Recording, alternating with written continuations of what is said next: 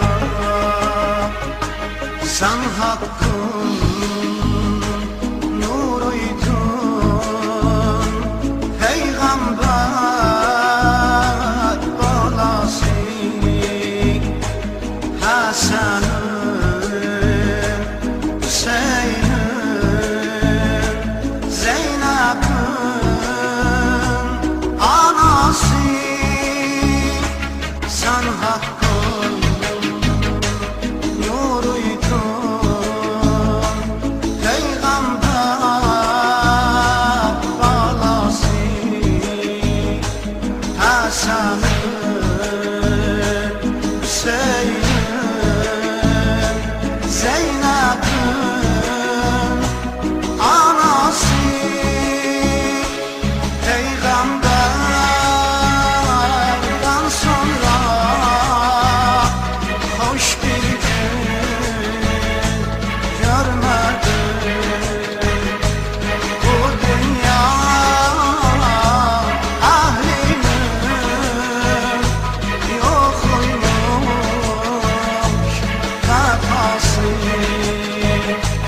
Kalbim gamle doldu, ömrüm gül tek soldu, gördüğüm zulüm oldu.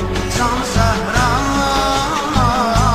ahun sine kanlar, melekler kanatlar, sen amaktan saklar. Can Zahra,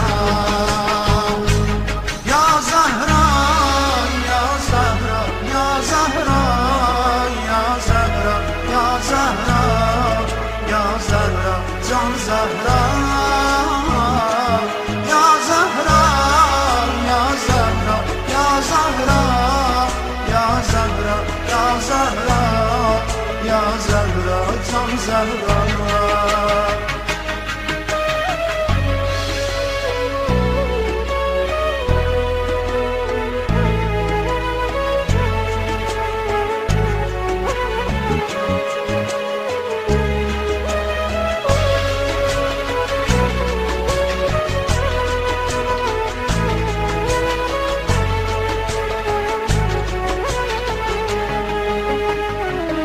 Sen oldun Ali'nin hamdani, gamhari,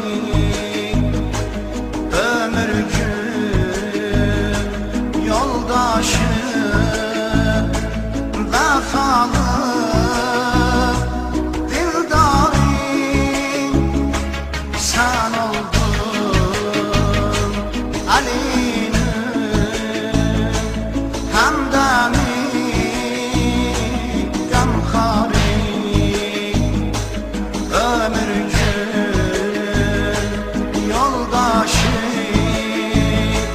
vefalı dildarı. Söylerdim ben Zahra her derde gözele, darıkma Ali'den, dem çekme sen bari. Kalbim kalemle doldu, ömrüm gün tek soldu, gördüğüm zulüm oldu. Can Zahra, ahun sine kanlar, melekler kanarlar, sen amaktan saklar. Can Zahra,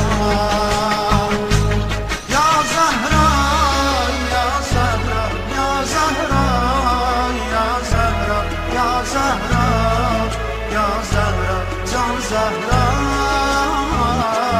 ya Zahra, ya Zahra, ya Zahra, ya Zahra, ya Zahra, ya Zahra, Can Zahra.